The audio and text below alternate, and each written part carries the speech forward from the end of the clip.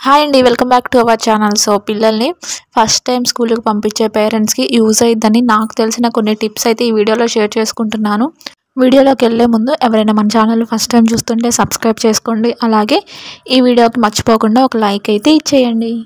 So పిల్లల్ని ఇప్పుడు present అయితే 4 years వస్తేనే స్కూల్లో జాయిన్ చేసుకుంటున్నారండి. 4 years అంగన్వాడీ అయినా సరే మినిమం 3.5 దాటాలి, లేదంటే 4 years కన్ఫామ్గా ఉండాలి. సో 4 years వచ్చాకే మన పిల్లల్ని ఫస్ట్ టైం స్కూల్కి వేస్తూ ఉన్నాం కదా. సో కొంతమంది పిల్లలు ఏంటంటే అంగన్వాడీలో చదివి ఆ తర్వాత ప్రైవేట్ స్కూల్కి పంపిస్తారు. అలాంటి వాళ్ళకైతే మరీ అంత ఇబ్బంది ఏముండదు. డైరెక్ట్ ప్రైవేట్ స్కూల్కి నర్సరీని డైరెక్ట్ ప్రైవేట్ స్కూల్లోనే చదివించే పిల్లలకి కొంచెం కష్టంగా ఉండిద్ది. సో అస్సలు ఏమీ తెలియదు కదా, వాళ్ళు ఎప్పుడు ఇంట్లో ఆడుకుంటూ పాడుకుంటూ ఉండే పిల్లల్ని సడన్గా అలా స్కూల్కి తీసుకెళ్ళి వాళ్ళకి కట్టేసినట్టు ఉంటుంది. ఆ ఫీలింగ్తో వాళ్ళు టీచర్ చెప్పేది కూడా మరీ అంత మైండ్కి అయితే ఎక్కించుకోరు. సో కొంతమంది పిల్లలు అయితే చాలా ఇంట్రెస్ట్గా టీచర్ ఏం నేర్పిస్తుంది అలా నేర్చుకునే పిల్లలు కూడా ఉంటారు. కొంతమంది ఏంటంటే మమ్మల్ని ఎందుకు ఇలా కూర్చోబెట్టారు, మా ఇల్లు ఏది, చిన్న పిల్లలు కదా వాళ్ళకి ఏం తెలుసు, ఆ ఫీలింగ్లోనే ఉంటారు. టీచర్ చెప్పింది నేర్చుకోవాలి అని కూడా వాళ్ళకి సరిగా తెలియని వయసు అనమాట. సో నాకు తెలిసిన టిప్స్ ఏంటంటే, మనం చిన్న ఊహ తెలిసినాక 1.5 year వస్తుంది కదా, అప్పటి నుంచే మంచిగా ఏబిసిడీలు బుక్ కొనడం, చిన్న చిన్న ఇదే యాపిల్ బాల్ ఇలాంటి చిన్న చిన్నవి సరదాగా నేర్పియాలండి. మరీ స్ట్రిక్ట్గా టీచర్ లాగా వాళ్ళని కూర్చోబెట్టి చెప్పవా అంత స్ట్రిక్ట్గా కాదు, ఆడుతూ పాడుతూ అదొక గేమ్ లాగా వాళ్ళకి నేర్పించడం మనం స్టార్ట్ చేసామంటే స్కూల్కి వెళ్ళే వయసుకి వాళ్ళకి ఆల్రెడీ కొంచెం అవగాహన ఉంది కాబట్టి టీచర్ చెప్పగానే వాళ్ళకి అంత కష్టమేం అనిపించదు. సో మనకి ఫ్రీ టైంలో నవ్వుతూ మనం రాసుకునేటప్పుడు మన పక్కన కూర్చోబెట్టుకొని వాళ్ళకి ఒక పెన్ను పేపర్ ఇచ్చి వాళ్ళకి తోచిందే రాస్తూ ఉంటారు. ఏదో ఖచ్చితంగా స్ట్రిక్ట్గా కరెక్ట్గా రాయాలని రూల్ ఏం లేదుగా, జస్ట్ పిచ్చి గీతలైనా సరే రాయడం అయితే నేర్చుకుంటూ ఉంటారు సరదాగా.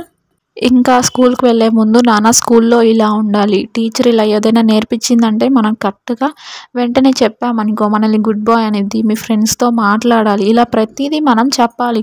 ఎందుకంటే వాళ్ళు ఫస్ట్ టైం కదా స్కూల్కి వెళ్తుంది, వాళ్ళకి తెలియని వయసు. ప్రతిదీ మనం చెప్తూ ఉంటే ఒకసారి కాకపోతే ఇంకొకసారి అయినా మైండ్కి ఎక్కించుకుంటూ ఉంటారు.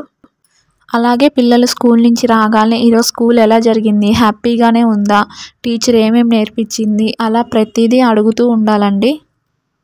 మనం ఎలా అయితే ప్రతిదీ అడుగుతూ వాళ్ళ నుంచి ప్రతి విషయం మనం షేర్ చేసుకుంటూ వాళ్ళని టీచర్ ఏదైనా పొగిడితే మనం అప్రిషియేట్ చేస్తూ ఎప్పుడైతే ఇలా పేరెంట్స్ పిల్లలతో చనువుగా ఒక ఫ్రెండ్లీ నేచర్ ఏర్పరచుకుంటారో లైఫ్ టైం అదొక బెస్ట్ బాండింగ్లా ఏర్పడిపోయిద్ది. ప్రతిదీ మనతో షేర్ చేసుకుంటారు, మన మీద ఒక నమ్మకం అనేది ఏర్పడుతూ ఉంటుంది.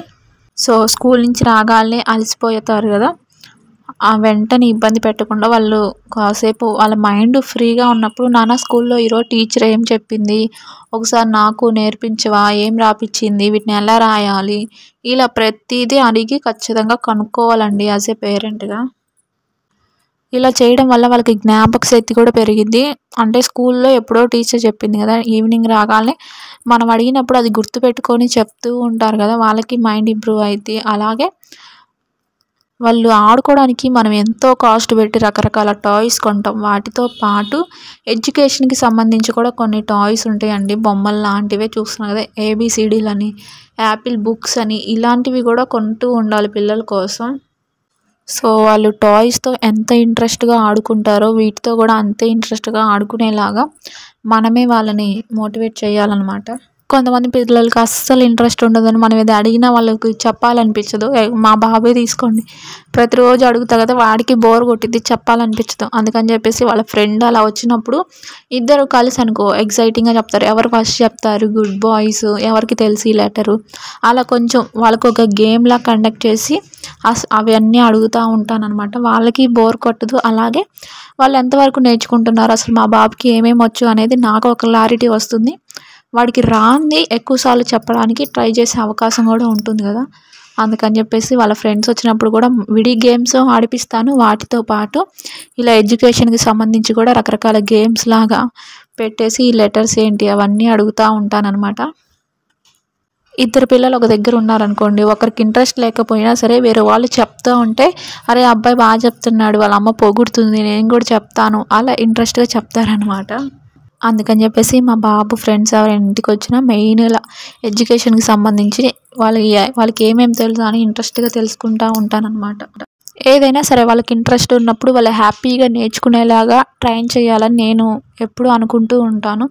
వాళ్ళని ఖచ్చితంగా స్ట్రిక్ట్గా కూర్చొని టీచర్ ఏం చెప్పిందో ఖచ్చితంగా రాయి అలా బలవంతం చేయకుండా నేను పక్కన కూర్చొని నీకేమేం రావట్లేదు, ఏది కష్టంగా ఉంది, అలా ప్రతి పేరెంటు పిల్లల్ని అలా ట్రైన్ చేయాలని నేను కోరుకుంటున్నాను. సో మా బాబు చిన్న బాబు కాబట్టి 1, 2లు ఏబిసిడీలు ఇవే ఉంటాయి. ఇవి కూడా వాడికి కష్టం అవ్వకూడదు అని చెప్పేసి వాడి హ్యాపీ టైంలోనే అడుగుతానండి. మరీ విసిగిచ్చి ఇబ్బంది అయితే అస్సలు పెట్టను. అవును, వీడియో మీ అందరికీ నచ్చిందా? అయితే లైక్ చేయండి.